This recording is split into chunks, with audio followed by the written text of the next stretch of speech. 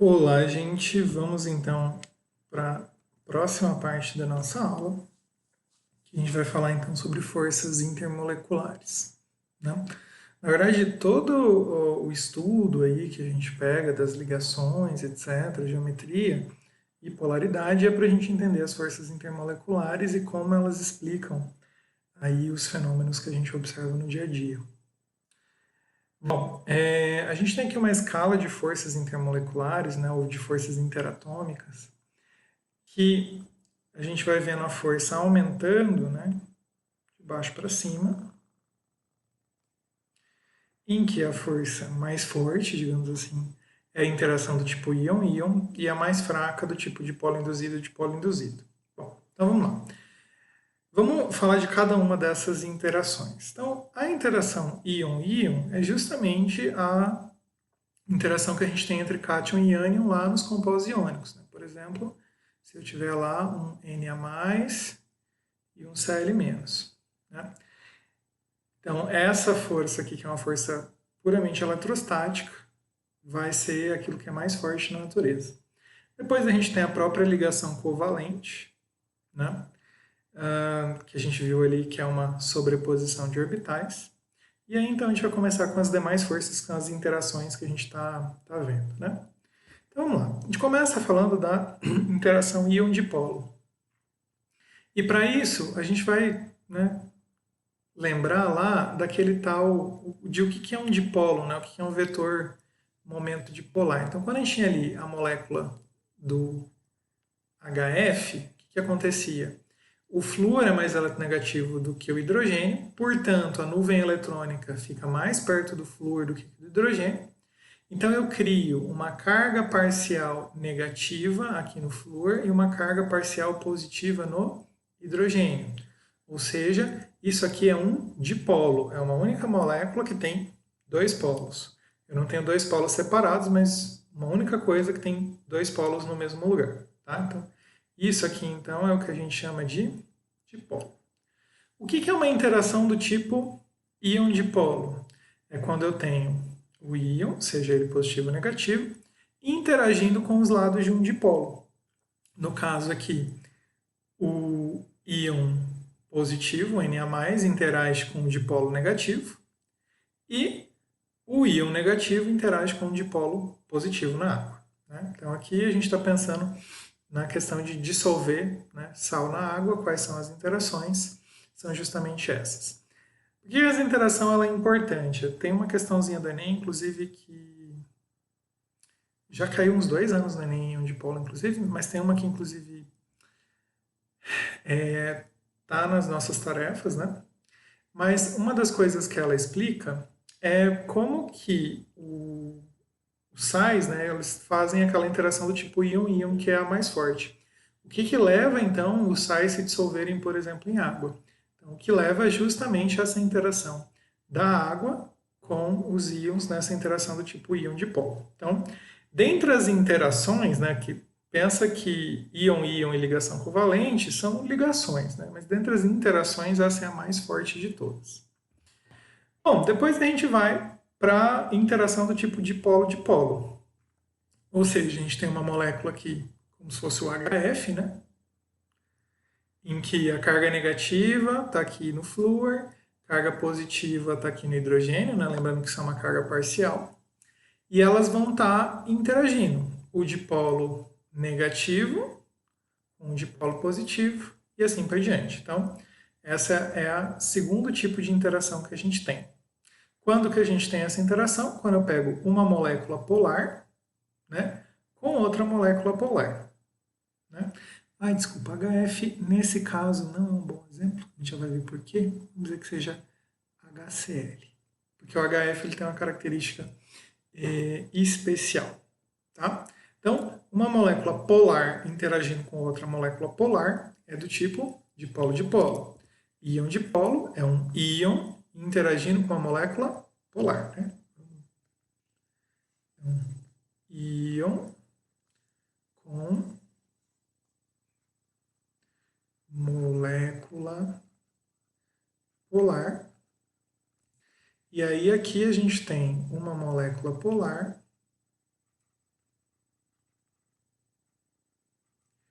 interagindo com outra molécula polar. Então, isso é um dipolo-dipolo. Bom, a gente tem, entre aspas, um tipo especial de dipolo-dipolo, que é a ligação, ou ponte, é uma nomenclatura mais antiga, de hidrogênio. O que acontece nessa ligação de hidrogênio?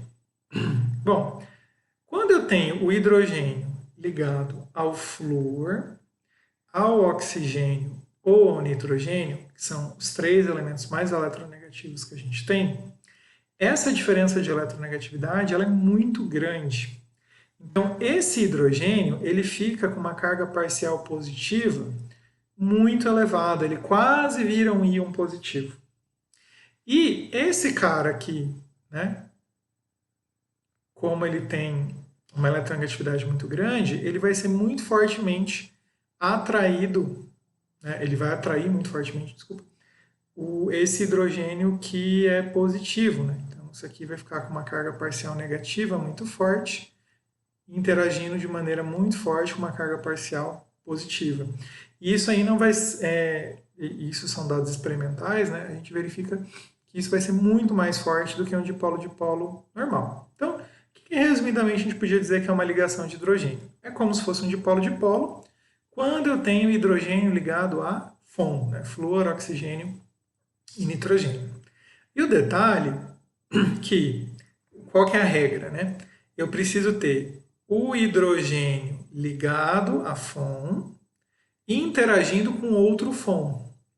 Esse outro FON aqui que ele está interagindo, não necessariamente ele precisa estar ligado com hidrogênio. A regra, né, eu preciso deixar o hidrogênio positivão e ele já vai naturalmente interagir aqui com o oxigênio ou aqui, por exemplo, embaixo do nitrogênio.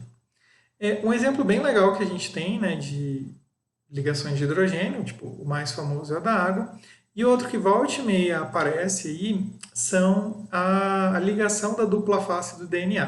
Né? A gente vê lá na biologia, deixa eu colocar a telinha um pouco para o lado, a gente vê na biologia que guanina liga com citosina e adenina liga com timina. Alguns anos atrás caiu no Enem para você falar quantas ligações de hidrogênio tem em cada caso. Então aqui, G com C são 3 ligações de hidrogênio. Esse tracejadinho é a interação. E A com T são 2 ligações de hidrogênio. Beleza? Bom, então vimos aí íon dipolo, dipolo, dipolo, ligação de hidrogênio. Qual que é a próxima? A próxima é a chamada dipolo induzido, né, ou força de Van der Waals ou força de London. Essa foi a última interação a ser descoberta, porque ela é uma interação muito sutil, mas foi de fundamental importância a gente entender. Porque assim, quais são algumas circunstâncias que a gente precisa saber de onde vem a interação? Primeiro, para algo passar do estado gasoso para o estado líquido, eu preciso que haja interações intermoleculares, para que as moléculas, né, lembra lá no iníciozinho do ano, para que as moléculas se atraiam e passem de estado físico. Se eu não tiver nenhuma interação, se essa interação for zero, né, que é o que acontece num gás ideal, que a gente vai ver lá no fim do ano, é impossível passar do estado gasoso para o estado líquido. O fato é que todos os gases reais, eles passam para o estado líquido. E gases como, por exemplo, o oxigênio, que é uma molécula apolar, eles não têm aquele polo, né, positivo e negativo, para interagir com outro dipolo e aí fazer essa força de interação. Isso aqui é tudo neutro. Né? Lembra, 2 elementos iguais, não tem diferença de eletronegatividade, então não tem vetor momento polar e essa molécula vai ser apolar. E aí, como então, né, o Van der Waals ali explicou essa situação, ganhou até o Nobel depois, por causa disso, que foi uma descoberta muito importante. A história é a seguinte. O que ele propôs? Bom, eu tenho aqui a nuvem eletrônica. Né? A gente viu lá no modelo atômico atual que os elétrons eles estão zanzando, né, de maneira aleatória ali em torno do núcleo. E quando isso acontece, pode ser que num determinado momento eu tenha mais elétrons para um lado do que para o outro. que é o que a gente observa aqui, mais elétrons para a esquerda do que para a direita. Nesse momento em que isso acontece, por isso, isso aqui também é chamado de dipolo instantâneo. Então, neste momento em que isso acontece, eu vou criar, num curto período de tempo, um dipolo negativo e um dipolo positivo. Agora, essa molécula que está aqui, que agora tem um dipolo negativo e um positivo, ela está perto de outras moléculas de oxigênio. Então, o que ela vai fazer? Ela vai induzir uma outra molécula que está bonitinha como essa, né? Esse aqui está positivo, vai fazer então que os elétrons de uma outra molécula fiquem mais perto, né? Mais perto desse lugar aqui do que da outra ponta. Então aqui vai formar um dipolo negativo, porque essa carga positiva atraiu os elétrons para cá. E, consequentemente, se a maioria dos elétrons está para cá, agora isso aqui vai ficar com um dipolo positivo. E essa molécula que foi formada vai induzir outra, que vai induzir outra, que vai induzir outra, que vai induzir outra, e aí a gente vai ter, por curtos pedaços de tempo, interações entre todas as moléculas de compostos apolares. Isso vai fazer então com que elas fiquem juntas e que possam, por exemplo, passar para o estado líquido. Né? Outra coisa interessante aí que a gente pode falar dessas forças de Van der Waals, né, são como que a lagartixa se prende na parede, né, porque ela tem as ventosas ali, né, e são justamente a superfície de contato associada às forças de Van der Waals que vão fazer com que a lagartixa se prenda na parede. Então, entre alguns exemplos. Bom, e aí a gente tem uma outra questão interessante, que é a seguinte. Gases, eles se dissolvem, né, gases apolares, como o caso do oxigênio, se dissolvem em água, né, tanto que os peixes podem respirar justamente por causa disso. Né? Mas também, se aquilo é apolar, né, se o oxigênio é apolar e a água é polar, como que consegue dissolver? Dissolve um pouquinho? Dissolve. Mas dissolve alguma coisa. Tanto que a gente tem vida aquática justamente por causa disso. E como se explicou isso? É por uma outra interação que a gente chama de dipolo induzido. Então eu estou interagindo o dipolo da água, que é um dipolo real, com esse dipolo instantâneo, ou dipolo induzido do oxigênio. Então, mesmo que por curtas frações de tempos, eles conseguem interagir, logo o oxigênio consegue ficar dissolvido, e aí a gente tem os peixinhos vivendo. Olha que maravilha. Bom, e é isso, essas são as nossas interações. Fazendo um resuminho rápido aqui, eu posso falar que se eu tiver uma molécula... vamos lá, se eu tiver um composto iônico, isso aqui vai gerar uma interação do tipo íon-íon. Se eu tiver composto iônico mais molécula polar, dá uma coisa do tipo íon dipolo.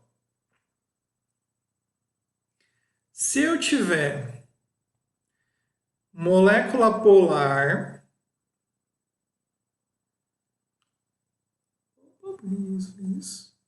molécula polar, eu tenho duas possibilidades. Se eu tiver hidrogênio ligado a FON, isso aqui então vai ser ligação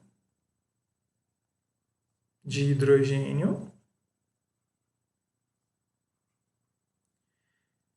E se eu tiver outras, né, as demais, isso aqui vai ser dipolo.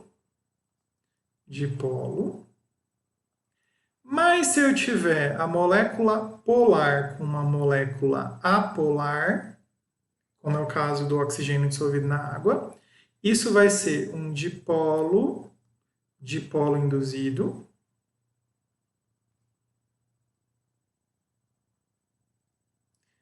E, por fim, se eu tiver somente moléculas apolares, isso aqui vai ser um dipolo induzido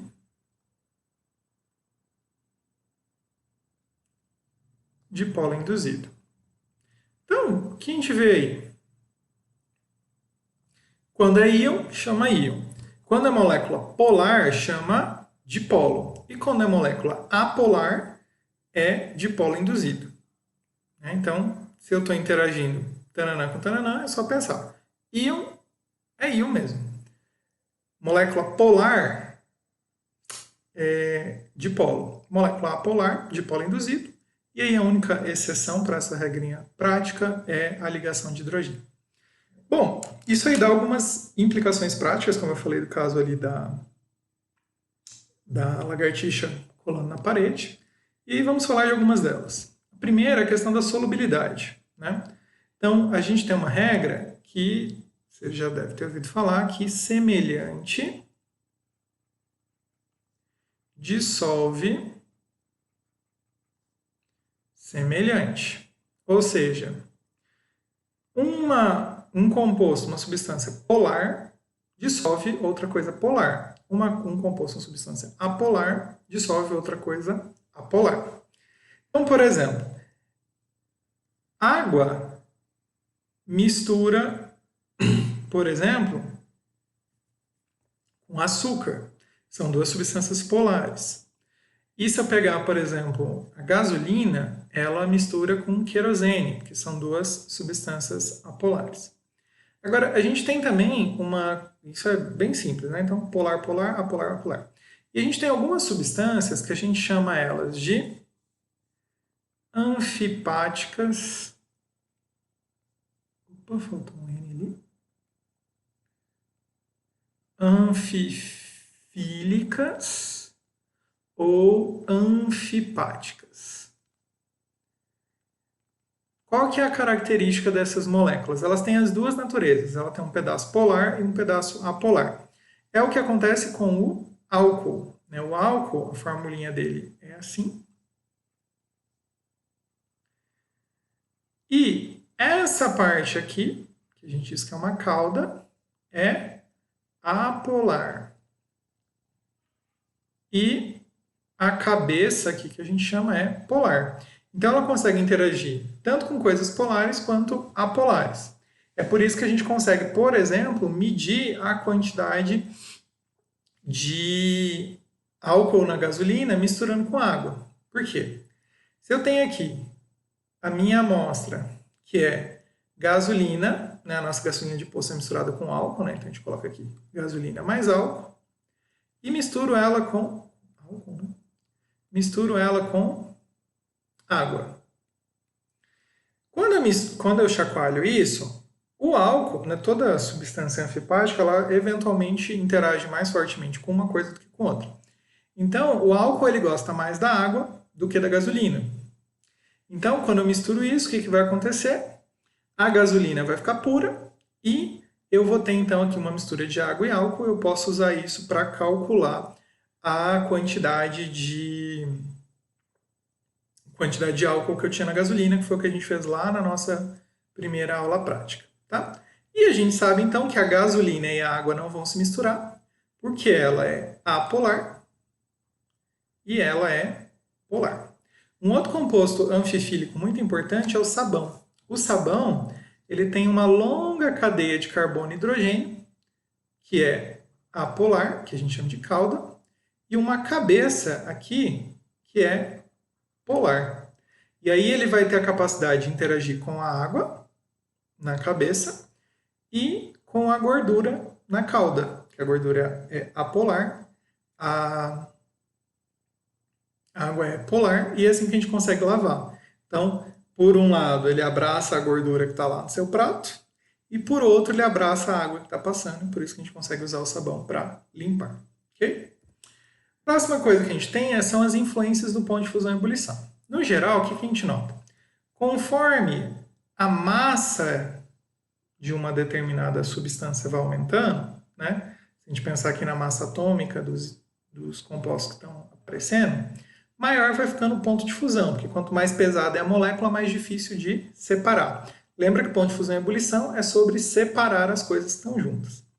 Então, quanto maior a massa, elas estão mais gordinhas, é mais difícil separar. Mas também, a gente observa aqui que a água O ácido fluorídrico e a amônia, eles têm um pico de ponto de fusão e ebulição. Apesar de eles terem uma massa muito menor do que os outros aqui, né? Comparando. Por que que isso acontece? Porque esses caras fazem ligação de hidrogênio, que é uma interação mais forte do que todas as outras que fazem dipolo a dipolo.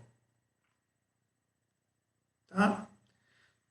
Então, como aqui a interação é mais forte do que aqui, eu tenho um ponto, né, que está espelhado aqui, eu tenho um ponto de fusão e ebulição maior. Né? Próximo. Todo mundo sabe que a água é menos densa no estado sólido. Né? Se eu colocar um copo de água e colocar pedrinha de gelo, o gelo vai boiar, isso significa que o gelo é menos denso. E isso é extremamente fundamental, por exemplo, para a vida aquática em lugares frios. Por quê? Congela a parte superficial do lago, né? Mas a parte de baixo fica líquida e aí a vida aquática ele consegue sobreviver. Não fosse isso, ia dar ruim, né? E aí, por que acontece esse aumento de essa densidade menor, né? Se a gente lembrar, a densidade ou a massa específica é massa por volume. A massa é a mesma. O que vai alterar aqui é o volume. Na maioria dos sólidos, quando eu passo do líquido para o sólido, a coisa fica mais densa, o volume diminui, porque as coisas empacotam. Né? Mas no caso da água, esse volume vai aumentar. Certo? Isso vai fazer então que a densidade diminua, consequentemente o gelo boia. Eita, que ficou feio. O gelo boia. Tá? E por que isso acontece? Por causa das ligações de hidrogênio. Quando está na água líquida, aquela coisa está desordenada, a ligação de hidrogênio vai, né, ficar de boa ali.